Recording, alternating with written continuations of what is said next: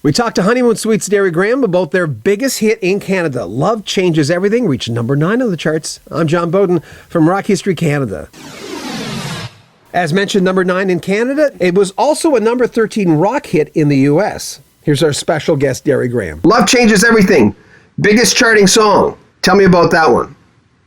Third album. Yep. I think that I was writing that when, I probably started in Toronto. Those first 2 chords in the chorus, a lot of my songs, like you said earlier, they start with just me noodling around, watching the TV, not even thinking. Riffs, I practice a lot too. But chords, that second chord, it's a D minor, then it goes into this weird kind of augmented, I don't know the names of it, but I love the sound of it. So that's that song we actually demoed after the first album. Now they think about it, we went to a little demo studio, and it used to be called something else. I can't remember. Again, another example of a song that used to be a different song, kind of much, not even as good. But I resurrected it. I kept working on it and brought it back for the Racing After Midnight. And I think I wrote the rest of it when we were in L.A., because we were there for like 2 months recording. We had these apartments that we lived in. And I worked it out there because we needed more songs. That's what happened. And I had the chorus. Once I had the chorus, I started mucking about with the chords, and they're kind of metal chords. Yeah. And I got a B section, and then Love Changes Everything. It used to be called Love Games. That was it. Love Games. But, it's not going to cut it. We need more syllables. Yeah, exactly. So it went to, like a lot of our songs, they go through a number of changes. Sometimes they get put back on the shelf, and I resurrect them with fresh ears, and I find the key to the song, and it becomes much better. Dave Betts, in the interview that I can't seem to find, but it's in this room someplace, he was saying that when he joined, just before Honeymoon Suite broke, and it's a line I always remember, he says, I was in the welfare lineup. I said, I'm Dave Betts, I want welfare. He said it just like that. I'm Dave Betts, I want welfare. And he was joking around, but at the same time, he says, you never know when you're going to make it, because you're in a band. It's working really well, but I got to live. And and in Canada, in the 80s especially, you could go gold and ride the bus. Doug Bennett told me that years ago. God bless him. Yeah. It was, but he had said that, and he says, all of a sudden, things just took off. We were in a different world. Yeah, well, Dave had played with me. See, I met Dave when I was in college.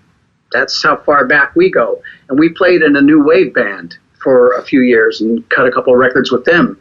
So Dave and I had already been playing together for years. And then when I joined Honeymoon Suite, it came to a point where we had to replace our drummer. So I suggested to Johnny if we give Dave a shot.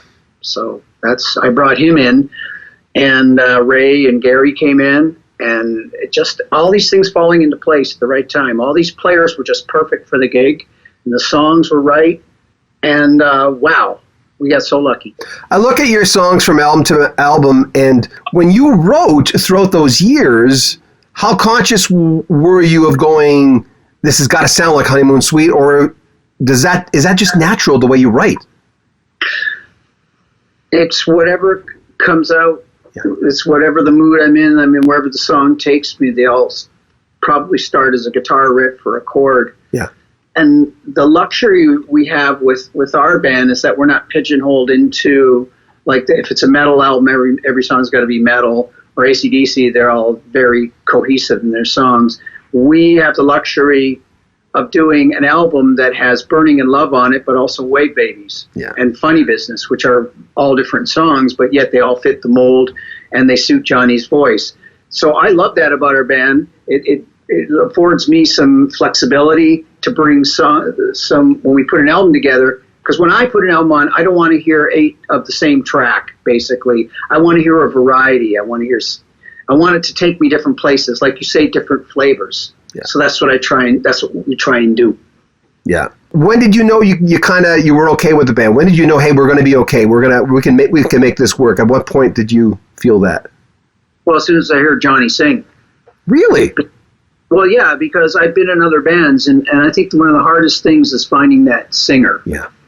You look at any successful band, they got a great singer and front man. If he's good looking, he's charismatic, that goes a long way. And I knew that I could play guitar, and I knew that I could write, keep writing songs. And if you look in any band, it's usually a singer and a guitar player, or probably two guys that are the tip of the spear, so to speak, because somebody has to set the direction and write the songs. So we started, like I said, we were a cover band, so the first thing we did was learn a whole bunch of songs. But Johnny, he could sing Billy Idol, he could sing Genesis, he could sing all these cover songs and do them really good, like in pitch and that. And I had never been in a band with somebody with a great voice like that. So as soon as I heard that, I said, we've got to take this to the next level. We got to get a deal. Yeah. I've got songs. Let's do it. Number 3 album, Racing After Midnight. Again, big producer with Ted. Were you a big Doobie Brothers Van Halen fan? Absolutely. Were you asking him a lot of questions? Yeah, for sure. Well, I was into Ted. I liked Montrose. Right. Very, very early on, I was a Montrose fan. Yeah. Because it was like that Montrose was like the predecessor to Van Halen, as far as I'm concerned. Yeah. With Sammy Hagar singing Montrose. I had those records when I was a kid. So I knew of Ted Templeman then. Of course, the Doobie Brothers. And then when he did Van Halen, I liked Van Halen from day one. So what happened was, after Bruce produced The Big Prize, then Bon Jovi came into his picture, and he did Slippery, and there's no way we wanted him to do the third album, but he couldn't because he just exploded. With his success, and if we wanted to do Bruce, we would have had to wait a year or two to get him to do the Honeymoon Suite record. Although I really wanted to work with him again, but timetables being what they are, it's like the label saying we can't wait 2 years for your next album. Your momentum won't be shot. So because we're on Warner's in L.A., Ted was head of A&R there at the time, too. He became interested in us. First through the Lethal Weapon thing, which actually happened before the album. That came on Ted's desk, and Ted was aware of Honeymoon Suite. And he sent the demo to me and Johnny first, before he was even going to produce the record, and said, there's this new movie coming out with Lethal Weapon, and we think we need a rock band to do it, and Johnny's got a great voice. Would you guys be interested in coming to L.A. and recording it? We're like, hell, fuck yeah, we'll do that. So we went down and met with Ted and cut the demo of Lethal Weapon. And then we started talking about the next album because Bruce was unavailable. We were looking for a producer. Yeah. And if you were to tell me, hey, Ted Templeman wants to do your album, I'm like, how cool is that? So that's how that went. Remember, there'll be links to Honeymoon Suite in the description of this video. More conversation with Derry Grehan coming up next week. Make sure you comment on our video, subscribe to our channel, and share our videos, and buy a t-shirt. Help support our channel. I'm John Beaudin.